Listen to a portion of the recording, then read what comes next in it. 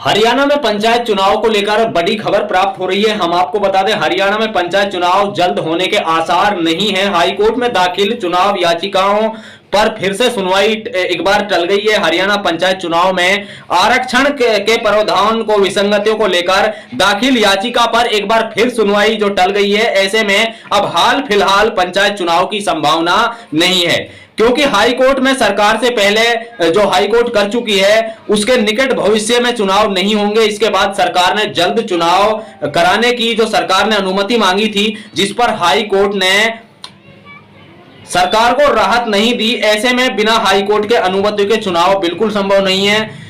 High court में अर्जी दाखिल करते हुए हरियाणा सरकार ने कहा था कि प्रदेश में पंचायत का कार्यकाल 23 फरवरी को समाप्त हो चुका था, लेकिन आज तक जो किसी प्रकार का कोई चुनाव नहीं था। पंचायती राज एक्ट के दूसरे संशोधन में कुछ प्रावधान जो किए गए हैं, हाईकोर्ट को चुनौती दी जा चुकी है। सरकार ने कहा कि बीते दिनों में कोरोना प्रकोप के चलते चुनाव ने कराने का सरकार द्वारा निर्णय लिया गया था।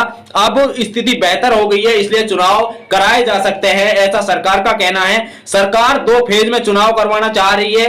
पहले फेज में ग्राम पंचायत और दूसरे फेज में पंचायत समिति व जिला परिषद के चुनाव का प्रस्ताव है। सरकार ने कहा कि पहले उनकी ओर से कोर्ट में कहा गया था कि निकट भविष्य में सरकार चुनाव नहीं कराएगी। ऐसे में अब चुनाव कराने के लिए न्यायालय की अनुमति आवश्यक है। हाईकोर्ट में हरियाणा सरकार द्वारा दाखिल की गई याचिका व अर्जी पर जवाब याची पक्ष से समय पर नहीं देने की मांग की। हाईकोर्ट ने याची पक्ष की मोहलत देते हुए याचिकाओं को सुनवाई स्थगित कर दी है। बड़ी